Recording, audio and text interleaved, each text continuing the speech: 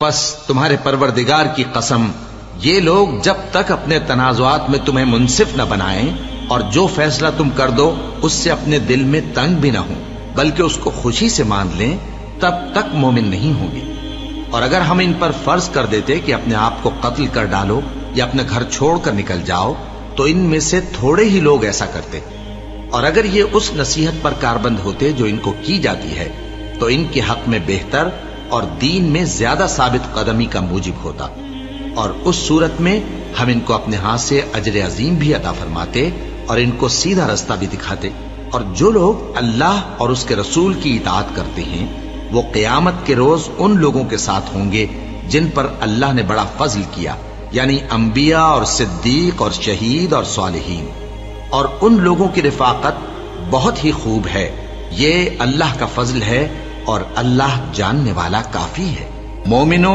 جہاد کے لیے ہتھیار لے لیا کرو، پھر یا تو جماعت جماعت ہو کر نکلا کرو یا سب اکٹھے کوچ کیا کرو۔ اور تم میں کوئی ایسا بھی ہے کہ خواہ مخواہ دیر لگاتا ہے اور پیچھے رہ جاتا ہے،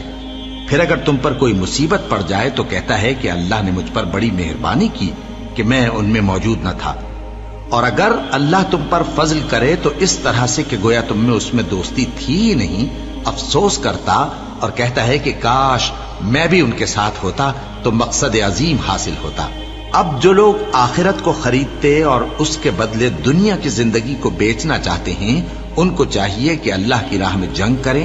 اور جو شخص اللہ کی راہ میں جنگ کرے پھر شہید ہو جائے یا غلبہ پائے ہم عنقریب اس کو بڑا ثواب دیں گے۔ اور تم کو کیا ہوا ہے کہ اللہ کی راہ میں اور ان بے بس مردوں اور عورتوں اور بچوں کی خاطر نہیں لڑتے جو دعائیں کیا کرتے ہیں کہ اے پروردگار ہم کو اس شہر سے جس کے رہنے والے ظالم ہیں نکال کر کہیں اور لے جا، اور اپنی طرف سے کسی کو ہمارا حامی بنا اور اپنی ہی طرف سے کسی کو ہمارا مددگار مقرر فرما۔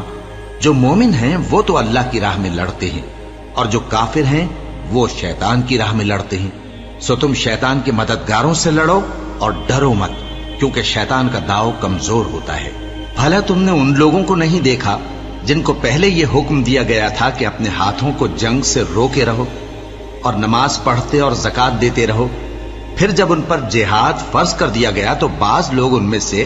لوگوں سے یوں ڈرنے لگے جیسے اللہ سے ڈرا کرتے ہیں، بلکہ اس سے بھی زیادہ، اور کہنے لگے کہ اے اللہ تو نے ہم پر جہاد جلد کیوں فرض کر دیا، تھوڑی مدت اور ہمیں کیوں مہلت نہ دی؟ اے پیغمبر ان سے کہہ دو کہ دنیا کا فائدہ بہت تھوڑا ہے اور بہت اچھی چیز تو پرہیزگار کے لیے نجات آخرت ہے،